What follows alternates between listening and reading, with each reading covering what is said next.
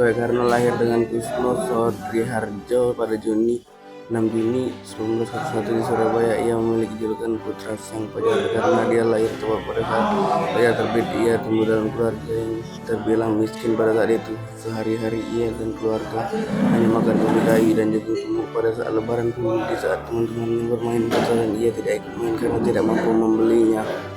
Pada usia 11 tahun, Soekarno terkena penyakit tifus, disentri, dan malaria secara berturut-turut sehingga orang tuanya mengubah namanya dari Kusno menjadi Soekarno. Orang Jawa percaya bayi yang sakitan akan pulih setelah namanya diganti. Pada 1915 atau pada saat usianya 14 tahun, Soekarno bersekolah di sekolah Belanda di Surabaya yang bernama HBS. Dia menjadi satu-satunya orang di pribumi yang sekolah di saat ketika ia bersekolah di Surabaya. Dia tinggal di rumah sahabat ayahnya, HOS T.J. Kornito, yang juga berjabat sebagai Partai Syarikat Islam. Di rumah sahabatnya, ayahnya Soekarno sudah mengenal tentang pergerakan kemerdekaan Indonesia bersama teman-teman setekosnya. Hal itu turut melembang jiwa nasionalisme Soekarno.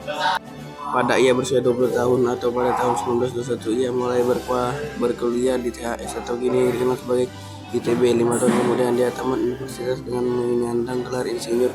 Setahun kemudian, tepatnya pada tahun 1927, ia merumuskan ajaran Marhanisme, yaitu sebuah ajaran ideologi perjuangan yang terbentuk dari sosialdemokrasi dan keutuhan Yang Maha Esa.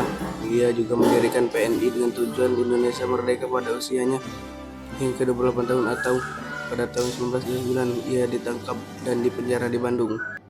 Tahun kemudian, Soekarno dipindahkan ke penjara Sukamiskin Bandung. Tanpa menyerah keadaan, Soekarno membuat pledoi Indonesia menggugat pada tahun 1931. Soekarno akhirnya bebas dari penjara. Ia mulai menyebarkan hari salam mencapa Indonesia merdeka. 1 tahun kemudian dia bergabung dengan Partai Indonesia Partindo. Malangnya pada tahun 1934 ia harus kembali ke penjara dan diasingkan ke Pulau Indi, Flores. Setelah 4 tahun di penjara, ia dipindahkan ke Bengkulu. Ia bebas dari penjara pada tahun 1942. Di tahun yang sama, Jepang mulai menjajah Indonesia.